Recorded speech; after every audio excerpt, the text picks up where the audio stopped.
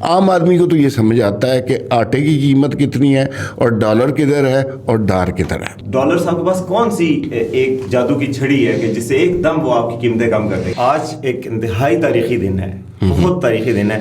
کتنا تاریخی دن ہے, آپ اندازہ نہیں کر سکتے. یہ اس وجہ سے تاریخی دن نہیں ہے کہ عمران خان کی حکومت اس دن گئی تھی, بلکہ یہ اس وجہ سے تاریخی دن ہے کہ آج کے دن آئین پاکستان منظور ہوا تھا. ڈکٹیٹروں کو یہ سمجھ نہیں آتی, وہ سمجھتے ہیں کہ آئین جو ہے ردی کا ایک ٹکڑا ہے. لیکن 10 اپریل کی تاریخ صرف آئین پاکستان کی منظوری کے حوالے سے ہی معروف نہیں ہے. اس میں اہم واقعہ عمران خان صاحب کا اوسٹر ہے پچھلے سال. اوجڑی کیمپ کا واقعہ بھی اسی دن ہوا تھا, جس دن بے تحاشا اموات اسلام آباد میں ہوئی تھی. ایک قیامت صغریٰ کا منظر تھا. یاد تو آپ کو بھی ہوگا لیکن آپ بتانا نہیں چاہ رہے.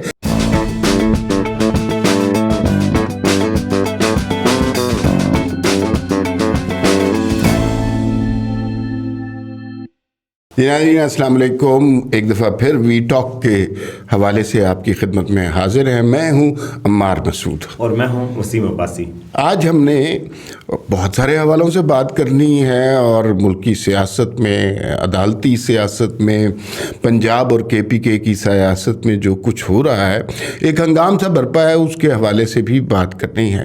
لیکن اس سے پہلے کہ ہم ان دقیق موضوعات کی طرف جائیں جو اس پہ پہلے بات کرتے ہوئے لوگ خوف زدہ ہوا کرتے تھے, اب بچہ بچہ اس پہ بات کر رہا ہے. ہم آج تھوڑا سا 10 اپریل جو آج کی تاریخ ہے 10 اپریل 2023 اس تاریخ کے حوالے سے کچھ بات کرنا چاہتے ہیں. عمار صاحب آج ایک انتہائی تاریخی دن ہے, بہت تاریخی دن ہے. کتنا تاریخی دن ہے آپ اندازہ نہیں کر سکتے. مگر آپ اندازہ یہ نہیں کر سکتے کہ یہ تاریخی دن آپ جو اندازہ لگا رہے ہیں نا, یہ وہ بات نہیں ہے. یہ اس وجہ سے تاریخی دن نہیں ہے کہ عمران خان کی حکومت اس دن گئی تھی, بلکہ یہ اس وجہ سے تاریخی دن ہے کہ آج کے دن آئین پاکستان منظور ہوا تھا. اور آئین ایسی دستاویز ہے کہ جو ہر پاکستانی سے منسلک ہے. اچھا, اصل میں نا بہت سارے لوگوں کو یہ سمجھ نہیں آتی, خاص طور پہ ڈکٹیٹروں کو یہ سمجھ نہیں آتی. وہ سمجھتے ہیں کہ آئین جو ہے ردی کا ایک ٹکڑا ہے. لیکن بنیادی طور پر فوج کے حوالے سے, عدلیہ کے حوالے سے, پارلیمان کے حوالے سے جتنے بھی پاکستان میں ادارے ہیں, ان سب کو اگر کسی چیز نے اکٹھا رکھا ہوا ہے تو وہ ایک متفقہ دستاویز ہے جو 1973 میں منظور کی گئی. اور جب وہ منظور کی گئی اس دن تاریخ تھی 10 اپریل. لیکن 10 اپریل کی تاریخ صرف آئین پاکستان کی منظوری کے حوالے سے ہی معروف نہیں ہے, اس کے اندر کچھ اور اہم واقعات بھی شامل ہیں. جی بالکل, اور اس میں اہم واقعہ عمران خان صاحب کا اوسٹر ہے پچھلے سال. لیکن اس سے بھی پہلے آپ کو شاید یاد ہوگا کہ 1988 میں اوجڑی کیمپ کا واقعہ بھی اسی دن ہوا تھا, جس دن بے تحاشا اموات اسلام آباد میں ہوئی تھی. ایک قیامت صغریٰ کا منظر تھا. شاید آپ کو یاد بھی ہو کہ وہ منظر کیسا تھا. یاد تو آپ کو بھی ہوگا لیکن آپ بتانا نہیں چاہ رہے. لیکن 10 اپریل 1986 بھی بہت امپورٹنٹ ڈیٹ ہے. 10 اپریل 1986 کو ہوا یہ تھا کہ ضیاء الحق کی آمریت جو ہے اپنے پورے عروج پہ تھی, اور اس وقت محترمہ بے نظیر بھٹو شہید نے پاکستان واپس آنے کا فیصلہ کیا. انہیں جلا وطن کیا گیا تھا, اور لاہور میں جب وہ آئیں تو لاہور میں پاکستان کی تاریخ کا سب سے بڑا جلسہ ہوا تھا, اور لوگ کہتے ہیں کہ اس میں 20 لاکھ افراد موجود تھے. اچھا عمار صاحب, کیا وہ جلسہ 2011 کے خان صاحب کے جلسے سے بھی بڑا تھا؟ میڈیا کی پروجیکشن کے حوالے سے تو خان صاحب کا بڑا تھا, کیونکہ بے نظیر کے جلسے کے پیچھے جو ہے وہ نہ جنرل ظہیر الاسلام تھے نہ جنرل پاشا تھے, تو انہوں نے تنہا ایک لڑکی نے کیا جلسہ, اور ایک ڈکٹیٹر کی آمریت کو اس دن ختم کر دیا تھا. اچھا عمار صاحب, اس دن اتفاق کی بات ہے کہ سوشل میڈیا بھی نہیں تھا, اور اس طرح کی نہ ٹرینڈز چل رہے تھے کہ نکلو باہر کپتان کی خاطر, تبدیلی کی خاطر, افطاری کا وقت ہو گیا. لیکن بڑی حیرت کی بات ہے کہ ان دنوں میں کیسے موبلائز کیا ہوگا. میں بڑی سوچتا ہوں کبھی کبھی کہ یہ اتنی بڑی لیول پہ موومنٹ ہوئی ہوگی, لوگوں کو اکٹھا کرنا, اس جگہ پہ لے کے آنا, اور ایک انقلاب ایک قسم کا لاہور کی سڑکوں پر اس دن آ گیا تھا. تو یہ کیسے آرگنائز کیا ہوگا, یہ بہت بڑی کامیابی تھی, بغیر سوشل میڈیا کے, بغیر آج کل کی یہ تحریک کے نئے جو سسٹمز بنے ہوئے ہیں ان کے بغیر. تو یہ ایک امیزنگ سکسیس تھی خان. اصل میں نا میں آپ کی ساری بات سے اتفاق کرتا ہوں, سوائے ایک بات کے جس میں آپ نے کہا کہ میں سوچتا ہوں کبھی کبھی. اس کے علاوہ تو باقی باتیں درست ہیں. لیکن 10 اپریل کی تاریخ ایک لحاظ سے اور بھی اہم ہے. آج 10 اپریل 2023 ہے اور یہ بنیادی طور پر عمران خان کی حکومت کی برسی اور شہباز شریف کی حکومت کی سالگرہ کا دن بھی ہے. لیکن عمار صاحب، لیکن برسی والے سوگوار نہیں ہیں جتنا کہ سالگرہ والے سوگوار ہیں. یہ کیا وجہ ہے؟ کیونکہ عمران خان صاحب تو آج خوش لگ رہے ہیں کیونکہ ان کی مقبولیت تھوڑی سی بڑی ہے، اس میں کوئی شک نہیں ہے. جبکہ جن کی آج سالگرہ ہے وہ اتنے پریشان لگ رہے ہیں کیونکہ ان کے کرائسس ہی اتنے زیادہ ہو گئے ہیں. اس میں بنیادی طور پہ ان کی اپنی غلطیاں ہیں. وہ آپ کو یاد ہے کہ اسحاق ڈار صاحب اس طرح آئے تھے جس طرح ثاقب نثار صاحب آتے ہیں نا، وہ کہتے تھے کہ آپ مجھے نہ بتائیں میں نے کیا کرنا ہے، تو کسی نے نہیں بتایا. کھانے کھڑکاتے ہوئے کس طرح آتے ہیں. پھر اس کے بعد کسی نے نہیں انہیں بتایا، پھر اس کے بعد انہوں نے بھی کسی کو نہیں بتایا. اور ہم بڑے دنوں سے رابطہ کر رہے ہیں، آپ خود بھی جانتے ہیں کہ اسحاق ڈار صاحب کو اپنے دفتر بلائیں، ان سے کچھ سوالات کریں. لیکن آج کل وہ سوالات کا جواب نہیں دینا چاہ رہے، وہ صرف پریس کانفرنس کرتے ہیں. اس کے علاوہ بھی ایک چیز کرتے ہیں، آپ ان کے ٹویٹر ٹائم لائن پہ جائیں تو درود شریف پڑھا ہوتا ہے، دعائیں ہوتی ہیں جیسے قوم کو مشکلات سے نکلنے کی دعائیں ہوتی ہیں، تو وہ سورہ فاتحہ کا ورد کرتے ہیں اور باقی چیزیں بس نظر آتی ہیں. ان کے ٹائم لائن جو ہے نا اس میں اسلامک ٹچ اب آج کل نظر آتا ہے. ہاں، اسلامک ٹچ بہت زیادہ بن گیا. اگر اسی طرح معیشت چلانی تھی تو پھر ہم مفتی اعظم صاحب کو بنا دیتے وزیر خزانہ. اسحاق ڈار صاحب نے بہت بڑے بڑے دعوے کیے. میں نے دیکھا ہے پاکستان کی پالیٹکس میں جب کوئی شخص بہت بڑے دعوے کرتا ہے نا، جیسے یاد ہے مراد سعید کی تقریر، انہوں نے کہا منہ پہ مارے گا، تو وہ پتہ نہیں کس کے منہ پہ مارے، ہمیں تو نہیں پتہ چلا. تو وہ دعوے جو ہے نا بہت ایگزیجریٹ ہیں. تھوڑی سی زیادتی بھی ہے کہ ڈار صاحب نے جو کوشش کی ہے، میں ذاتی طور پہ سمجھتا ہوں کہ وہ پرو عوام کوشش تھوڑی سی کرتے تھے کہ یار ڈالر کی قیمت کو تھوڑا کم کیا جائے، پیٹرول کی قیمت کو کم کیا جائے. وہ الگ بات ہے کہ حالات بدل چکے ہیں، جذبات بدل چکے ہیں، اور اب وہ حالات نہیں رہے کہ اب آپ سستا کر سکیں اور IMF آپ کو کچھ نہ کہے. نہیں، حالات اور جذبات تو بدل گئے ہیں، لیکن انہیں احساس نہیں ہے. عوام کے خیالات بھی بدل چکے ہیں. وہ جو ڈار صاحب کو مسیحا کے روپ میں دیکھ رہے تھے، اب وہ ہاں شاید اس سے بھی کوئی برا لفظ ہو، اس لیے کہ مہنگائی نہیں کنٹرول کر سکے. ہاں، اور یہ گلوبل فنامنا ہے. آپ نے دیکھا تھا کہ عمران خان صاحب کے دور میں پوری دنیا سے یوٹیوب ویڈیوز آ رہی تھی، وائرل ویڈیوز ہو رہی تھی سوشل میڈیا پہ کہ پیٹرول UK کے پیٹرول پمپ پہ اتنے مہنگا ہو چکا ہے، امریکہ کے پیٹرول پمپ پہ اتنا مہنگا ہے. یہ حکومت اس فرنٹ پہ بھی ویسے ناکام رہی ہے کہ گلوبل جو ریسیشن ہے، گلوبل جو مہنگائی کی انفلیشن کی ایک لہر ہے، وہ اس کو کیچ نہیں کر سکے. نہ ہی ان کے پاس وہ آنٹی ہیں، نہ وہ پیٹرول پمپ پہ کھڑے ہونے والے انکل ہیں، نہ ہی وہ لڑکے ہیں جو وہاں پہ بتا سکیں. اس وجہ سے گورنمنٹ اپنا بیانیہ بھی تو نہیں بنا سکتی. اصل میں بیانیہ کیا ہوتا ہے؟ بیانیہ عوام کی سہولت ہوتی ہے یا پھر عوام کے لیے جو آپ نے اشیاء صرف میں قیمتیں کم کی تھی. بیانیہ یہی ہوتا ہے. کتنے لوگوں کو آپ خود بتائیں، آپ پڑھے لکھے آدمی ہیں، کہ کتنے لوگوں کو اس وقت پتہ ہے کہ عام آدمی کی کتنی دلچسپی ہے کہ یہ جو عدالت میں جنگ چل رہی ہے. عام آدمی کی کتنی دلچسپی ہے کہ پنجاب میں الیکشن ہوگا، KPK میں کس تاریخ کو. عام آدمی تو لائنوں میں، آٹے کی لائنوں میں مر رہے ہیں. تو ان کی ضروریات بڑی بنیادی سی ہیں. اور یہ گلوبل فینومینا والا چورن جو ہے نا، یہ عمران خان نے بھی بہت بیچا. اب ان کے پاس وہ لگژری نہیں ہے اسحاق ڈار صاحب کے پاس کہ ایک دفعہ پھر. اور دیکھیے عام آدمی کو یہ نہیں سمجھ آتا کہ انٹرنیشنل ریٹ آف ریٹرن کیا ہے، ڈیمانڈ کا کہاں پہ جا رہا ہے، سپلائی ڈیمانڈ کی انٹریکشن کہاں پہ ہو رہی ہے. عام آدمی کو تو یہ سمجھ آتا ہے کہ آٹے کی قیمت کتنی ہے اور ڈالر کدھر ہے اور ڈار کدھر ہے.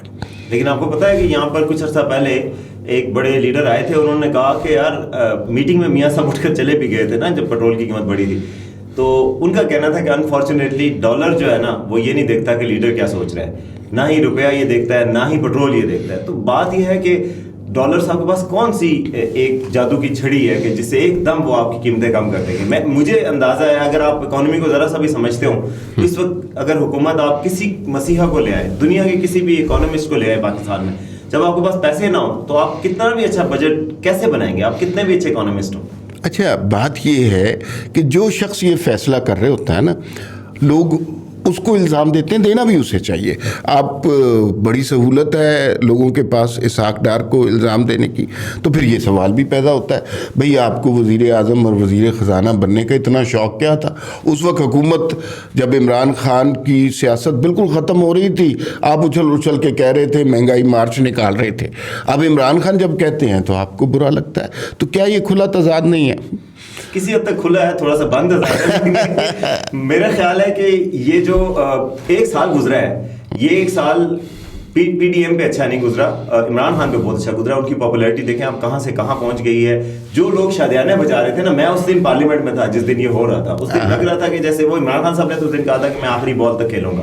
وہ بال ہم نے دیکھی, وہ کھیلتا ہوا ان کو دیکھا, سوئنگ ہوئی بال کتنی دفعہ پھری, لیکن رات 9 بجے جو ہے نا وہ ایک عجیب سما تھا. پارلیمنٹ کے اندر جو ہے وہ لائٹیں جل گئیں, پی ایم آفس کے, پی ایم کے چیمبر جو ہوتا ہے پارلیمنٹ میں, اور ہمیں لگ رہا تھا کہ ایک دم کچھ ہوا ہے. پریزن وین موو کی تھی, ٹی وی سنسنی آ گئی ایک دم کہ پتہ نہیں کیا ہونے لگا. اور ہم نے دیکھا کہ اعزاز سید وہاں پہ ہمارے دوست جا رہے تھے, ان کو اسپیکر صاحب سے مٹ بھیڑ ہوئی. جس طریقے سے اسپیکر صاحب نے ریئیکٹ کیا اور ان کے ساتھ جو زبان استعمال کی, اس سے ہمیں اندازہ ہو گیا کہ حالات اچھے نہیں آ رہے, کم از کم خان صاحب کے.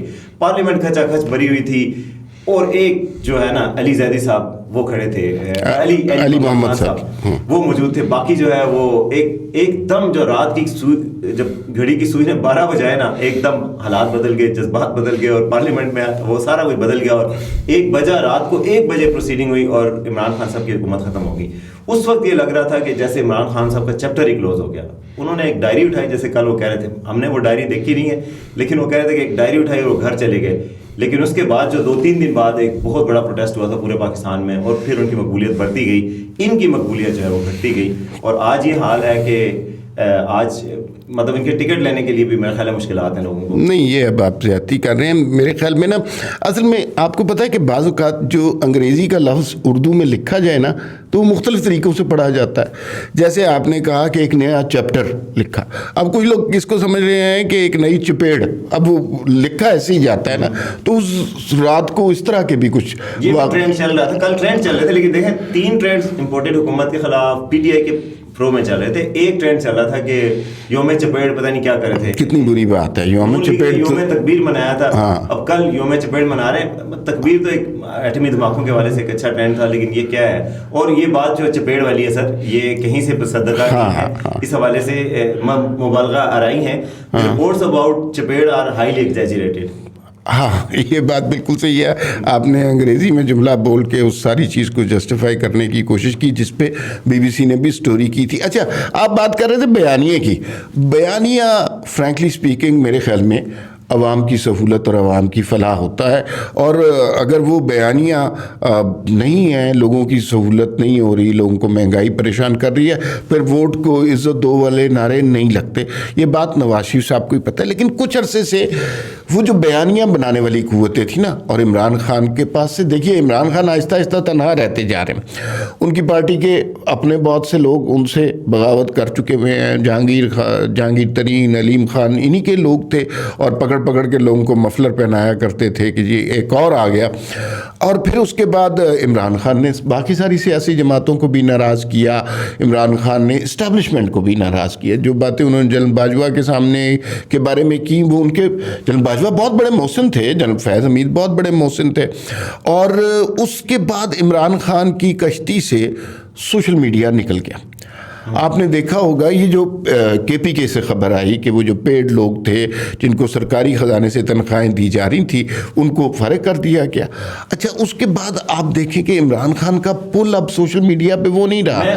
ہمارے صاحب کل ان کی لائیو تقریر آ رہی تھی, ان کی جو 1 سال مکمل ہوا ہے ان کی آسٹر کو, تو اس میں دیکھ رہا تھا کہ 5000 لوگ تھے. پی ٹی آئی کے جو آفیشیل تھا, جس وقت میں دیکھ رہا تھا, ہو سکتا ہے بعد میں بڑھ گیا ہوں, لیکن 5000 لوگ تھے.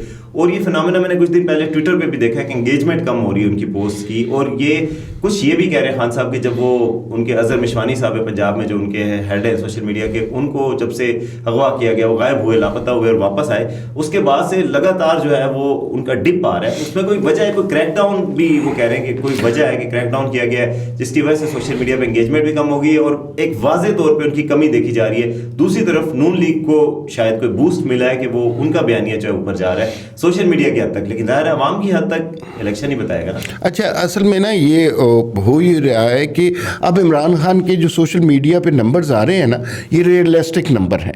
पहले जो थे वो प्रमोटेड और पेड किस्म के नंबर थे।